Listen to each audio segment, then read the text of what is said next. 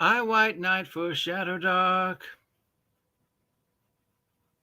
More than a fan. I love you. Oh, yeah. Apparently, I'm a white knight for Shadowdark, and I stand for Kelsey Dion, and I have been for like 4 years now. But okay. Katie is in the news again. Congratulations, Kelsey. Congratulations, Shadowdark, for being the second individual this week to create a brand new category on the wheel of pointless tabletop role-playing game controversies. I mean, it's very rare. It's very rare that we get a new one. We get a new meme in the controversy network. We had Basic Expert within in his villain arc and the whole mythic dungeon Gygax planned ahead thing, which is still rocking the vote.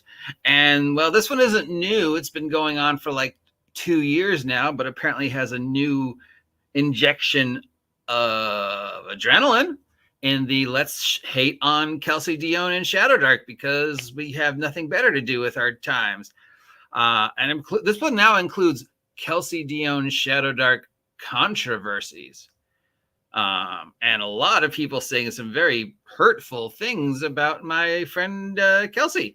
And I know you're going to accuse me of standing for her, but yeah, okay, so what? Yes, I definitely white knight Kelsey, and she deserves all the accolades. So I don't even know what the controversies are. I bet at least one of them has to do with sex.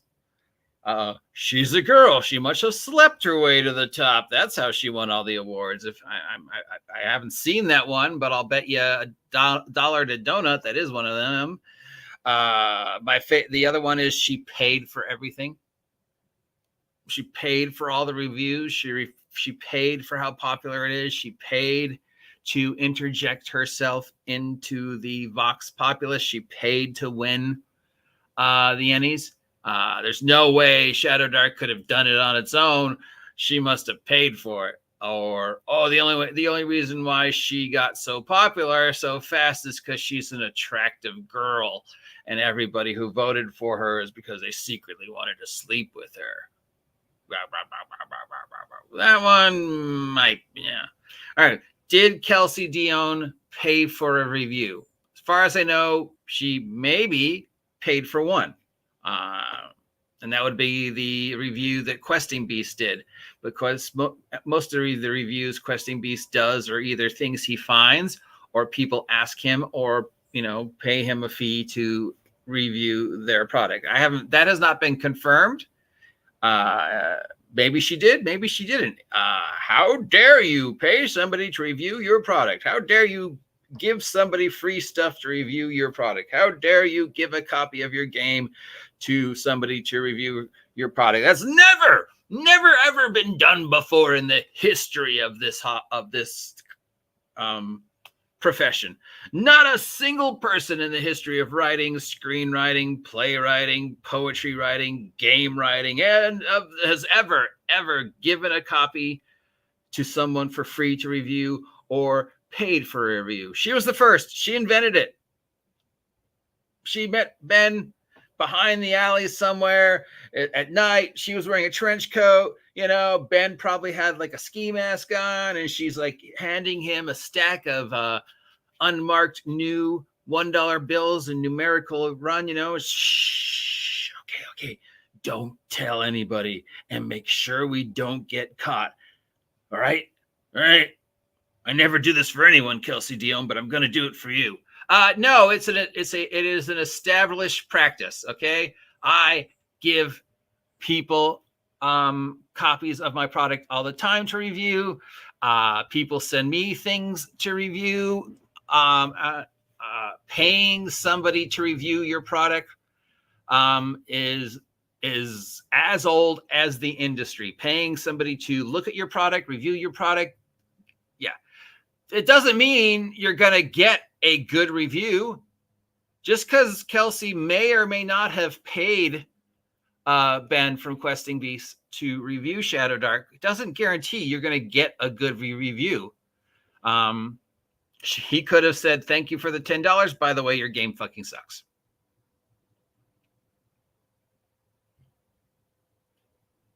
You're not paying to win. You're paying somebody to give you time. It's no different than paying for ad space, okay? As for any of the other reviews, those are all complimentary copies that she gave out, that she paid for the shipping and the printing for people to review ahead of time after she said she was going to do it. How did she get those complimentary copies out so quickly when she only started the Kickstarter a few days into the OGL conspiracy? I don't know, Steve. Maybe it was because she was working on it for 5 years. It was already ready to go. She already had printed copies. All she had to do was go back in and scrub out the OGL references and then send it out.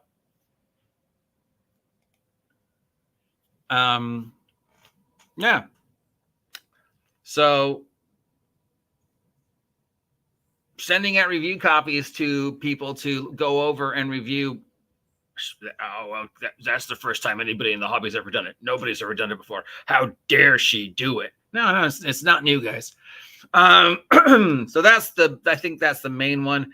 There, as for any of the other controversies that are currently going around, it basically boils down to how dare she. One of the favorite ones I read was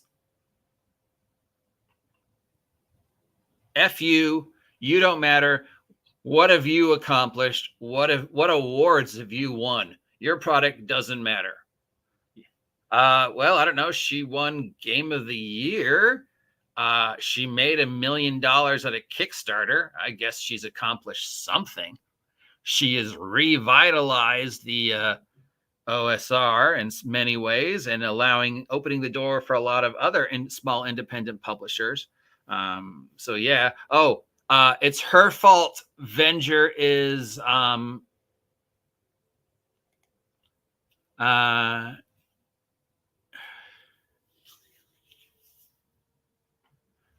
it's her fault. Venger is retiring from publishing. The Shadowdark has ruined the independent publishing scene.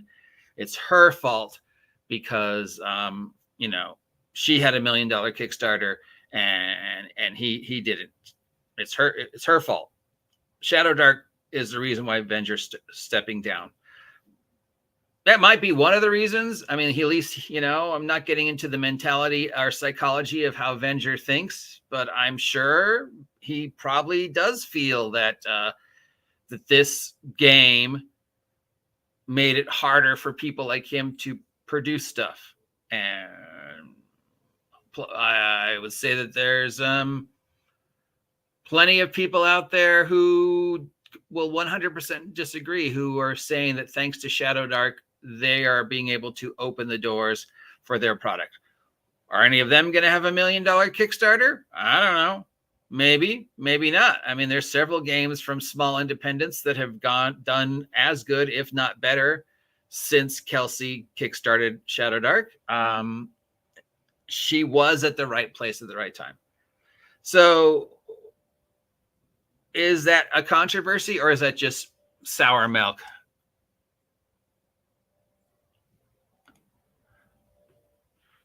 Venger has been doing his thing for well over 10 years. Let the guy rest.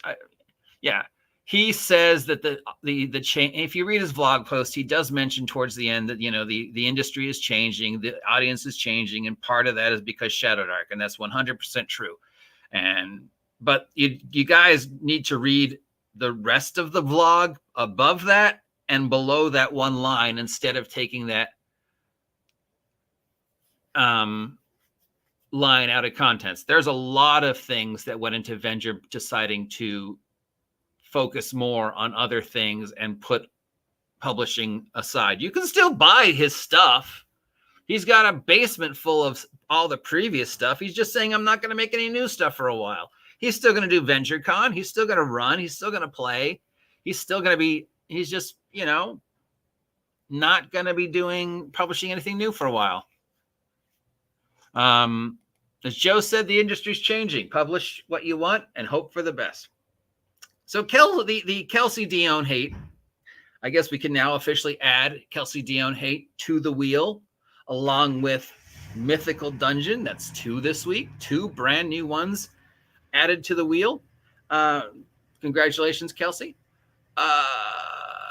People forget that she'd been working on Shadowdark for a long time. People forget that she had been in the trenches for years. She gamed with Gygax people.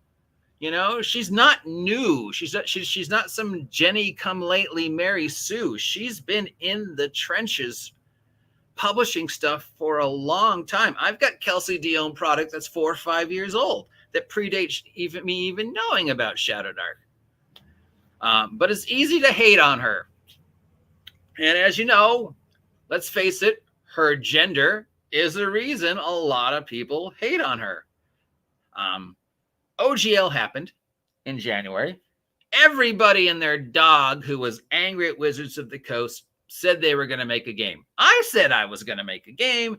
That guy over there said they were going to make a game. That guy over there, that company.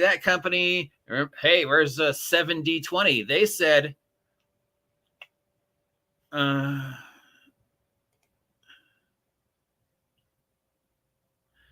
new stuff written, real sorts of ideas for the Red Room should be off to them. And they'll say, hey, a fellow employee of the Red Room, a fellow employee of Wretched. I know the Avenger thing has upset them. Hopefully they're not stepping down because I'm on chapter 4 of Wretched Vigilantes. It'll be ready by Christmas, if not July. So yeah, very, very excited to be dipping back into the Wretched Vigilantes world after taking a year off and making it make a little bit more sense. But that's a topic for a different thing. So the OGL happened. Everybody and their dog. I'm going to make it, fuck you, Wizards of the Coast. I'm going to make a game and destroy you. Kelsey Dion, I have a game. I've been working on it for a really long time. It's ready to go. This Wizards of the Coast thing makes me rethink it. So, you know, I'm going to go back in, scrub out the Wizards of the Coast stuff, and then kickstart it and see what happens. And I'm going to give out review copies of the game that exists and has existed for a while, because that's what you do in the industry, and see what people think. And maybe she paid Ben, maybe she didn't. I don't know. Don't care. Fuck, if I had the money and it would help me, I'd pay Ben to review my shit.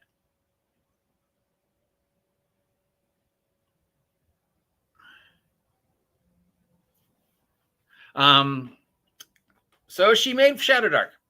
And she kickstarted Shadowdark. And Shadowdark made about $999,999 more than Kelsey expected. And I don't think there's any conspiracy plan, secret backroom backstabbing that she did to break the $1 million mark, other than people were excited to see what she had. Does her gender play a role in it? Maybe. I don't know. Does the fact that she openly LGBTQ play a role in why it got so popular? I don't know. Maybe.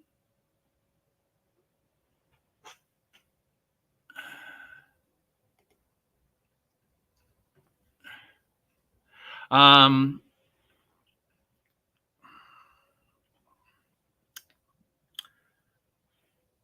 think it's pretty safe to say that what is this? CVS wants me to know my meds are ready. Yay, meds.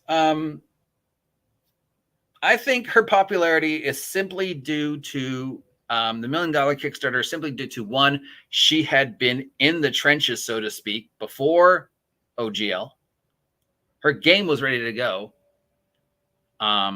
She had a fan base. She had a huge active Discord. She was regularly seen on the convention circuit. People knew who she was. She gamed with Gygax stuff. The fact that she was a semi-attractive female might have helped a little, but in the long run, people appreciated what they saw, and it was at the right time, at the right place. And unlike some of the other people out there who said they were going to do something, 7D20, Daggerheart, she actually did something. She actually did it, something. It was ready to go. She produced her product. It was ready to go. She put it on Kickstarter. She had no expectation she was going to hit 1 million. She hit 1 million, and everybody who was sponsoring her and supporting her instantly turned on her. You should see some of the comments I got when she hit 1 million. Some of the people referring to me as a stan and white knighting Kelsey did not come as a surprise to me.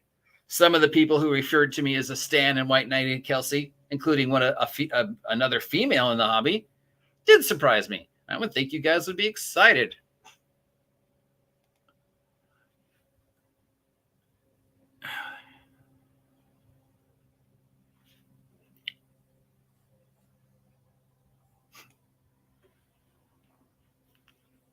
That another female was accomplishing it.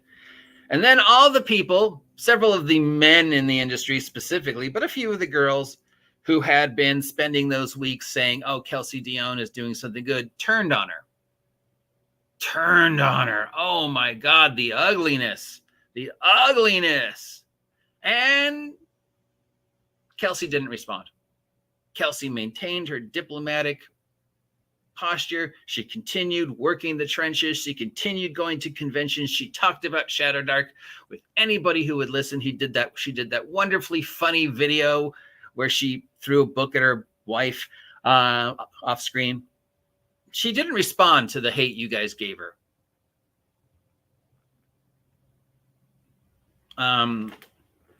She just made a good quality game. And as somebody mentioned above, it was ready to go. A lot of Kickstarters hope you will give them enough money to publish it, and then you publish it, and then you have to wait years to get it. I'm still waiting for a couple Kickstarters I kickstarted. Where's my Electric State Free League? That was over a year ago. Where's my City State of the Invincible Overlord? And then the hate ended, and then people were suddenly saying good things about her again, and then she won the Annies. Won every category she was in, sweeped. Oh my God, a good quality, well-written, well-produced D20 retro clone won the Annies after 3-4 years of the weirdest, most bizarre games who didn't deserve it winning the Annies. Finally, we had a game that people were actually playing win the Eddies. How dare she? How dare she win the Annies? How dare her game sell so well? How dare her game be so expensive? How dare she? I should have you know, sir, that the tabletop role-playing game hobby is strictly for men, and only men can succeed. And that's really what all this is. Is her game a piece of crap? I mean, some people say yeah. Some people say it is a piece of crap. And is it the best thing ever written? Some people agree so. It's a D20 retro clone. She took the best of 5e. She took the best of OSR. She combined it together to create a new game. It has got some brilliant mechanics in it. Got some great ideas. I love her random tables. There's nothing new about her random tables. She just does them in a new, unique way. Yeah, there's nothing new about Shadowdark. If you've already got 500 D20 retro clones trying to recapture the joy of old D&D, it doesn't do anything new. It doesn't do anything different. It's not unique. It just creates it in a brand new way and offers a interesting way to combine the best of 5e and the best of the OSR. I would say that if you have people who are interested in playing OSR style games and are interested in finding out about the history and the older style, the more low magic,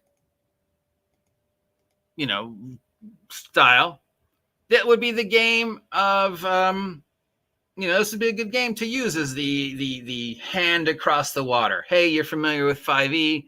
Let's play Shadowdark so I can show you some of the other aspects of the older style, the older mechanics, the low level, the low magic, the 3d6, whatever. Because it's got the best of both. And really the only thing it has going against it in approachability is the god-awful art and that it's so expensive. Now, is there, Kelsey's black on black on black art punk art. You guys know I'm not a fan of it. I don't care what game it is. Stop doing this.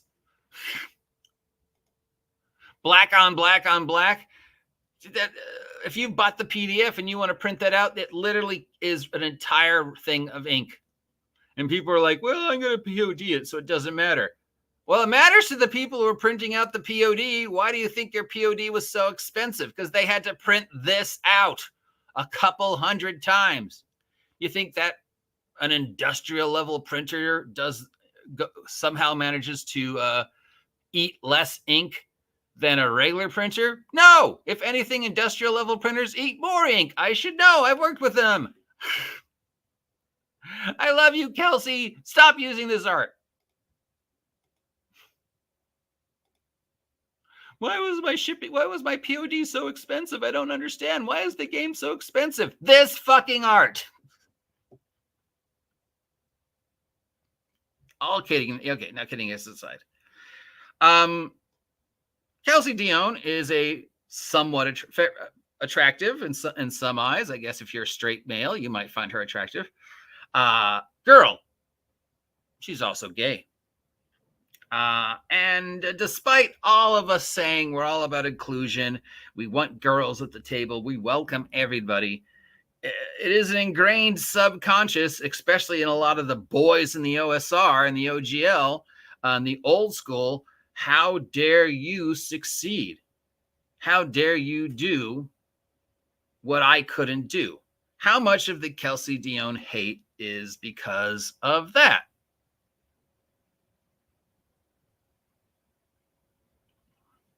How dare a girl win? Well, because she did the work. How many of you did the work? And when people were shitting on her and threatening her and all the stuff that she got last year, how many times did she respond? You know, there are plenty of people in the tabletop role-playing game community that if you look at them wrong, they will make multiple posts on Facebook, on YouTube, on Twitter, on Reddit. Several of those posts often filled with just a nonstop vomit of foul language because, you know, I guess saying fuck is a lot easier to get across a point than actually using words in the English language. You know, threatening somebody is a lot easier than just reviewing their product and saying, oh, I don't like this product and I don't believe it deserves its discords, you know, because of, you know, whatever. The writing was awful. It's a regurgitation of something we've seen 100 times. I mean, you know, there's plenty of negative things you could say about it if you wanted to, but the negative things were basically, how dare a girl succeed where I failed? She did it. She did what she was going to do. She did it way more successfully than she ever intended. She didn't pay anybody to nominate her for the Ennies or any of the other things. You know, she just did the work. And every time somebody said something shitty about her, whether they be somebody very small and minuscule, like a Shoner or whatever, or a Condor or whatever, or, you know, or all the other people who said negative things about her, or somebody huge, you know, like Professor DM, she didn't respond. She just kept what she had to do. She just kept doing what she had to do. She absolutely had to send men. Oh, yeah, of course. Once she found out she was nominated, she sent them copies to go over, but so did everybody else. She didn't pay them to, you know, to win.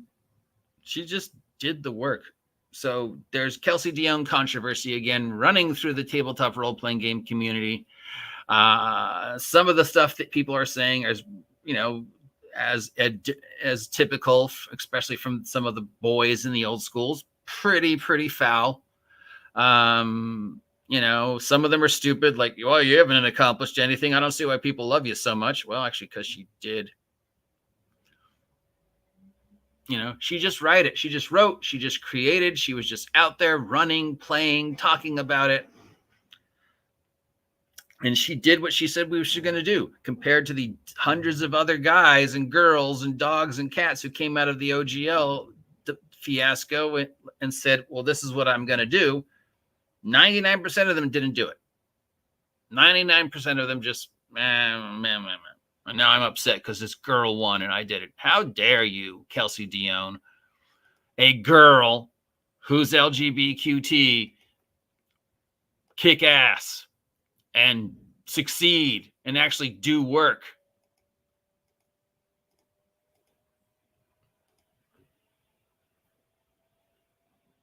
Yeah, I mean, just ignore the haters, appreciate the free press and do the work.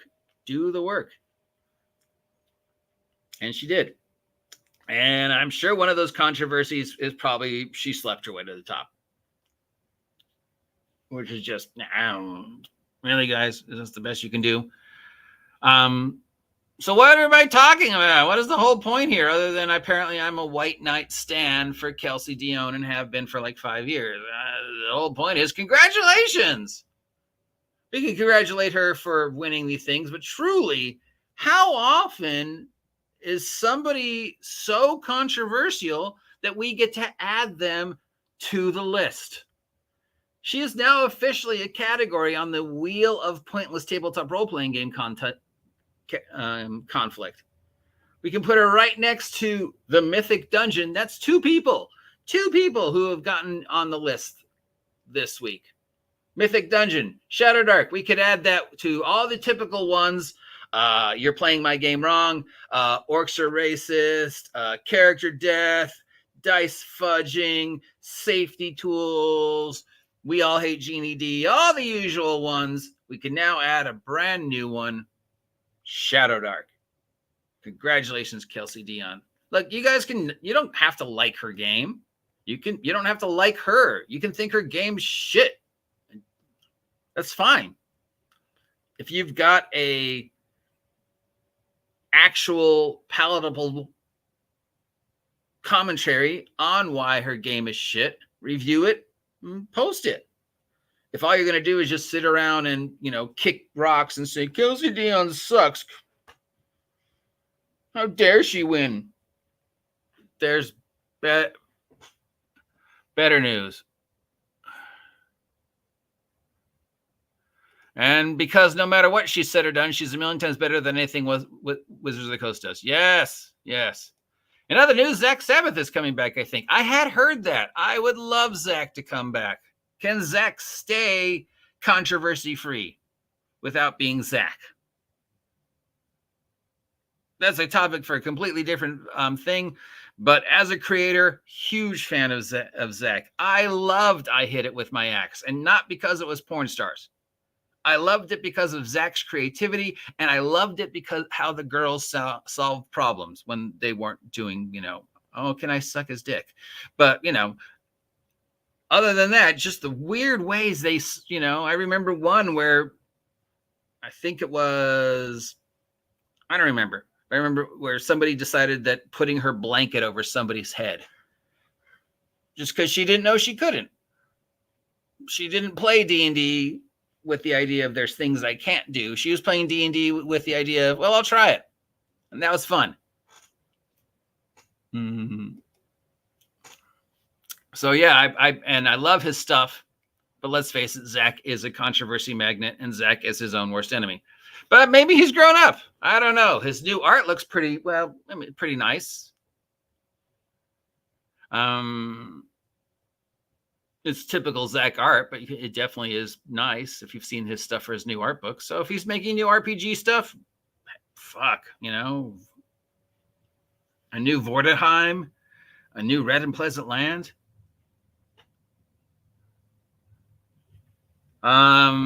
Whatever. So that's a half an hour of me white knighting Kelsey Dion. If you don't like her, I can't stop you from hating her. Just stop, saying horrible things about her unless you can, got proof. Oh, you didn't win anything. Yes, you did. What have you accomplished? I don't know. So she made a game and it sold better than anybody, including herself, expected. You think she knew she was going to get $1 million on Kickstarter? No. I appreciate you all for listening to me talk about this for half an hour and coming on by. I see a couple new names here I've never seen before. If you haven't had a chance to like, share, and subscribe, please like, share, and subscribe. If you've ever have a topic you want to talk to about with me, or just, let me know. We can always do stuff. I'm still willing to interview people or talk about whatever. No rhyme or reason. If you haven't had a chance to check out my merch, check it out. Remember the Wretched Vigilantes bundle featuring everything I wrote for Wretched Vigilantes is available marked down on the Red Room just in time for you to pick up the entire run and then know that I'm writing a brand new version. Till next time, have a great day. I appreciate each and every one of you. Well, most of you. Yo, check. Yeah, we're not the type to play games. You can stay claims. Came to show the movement moving like a freight train, breaking walls and crumble earth with every step we take. We walking by with lash and your neck will break.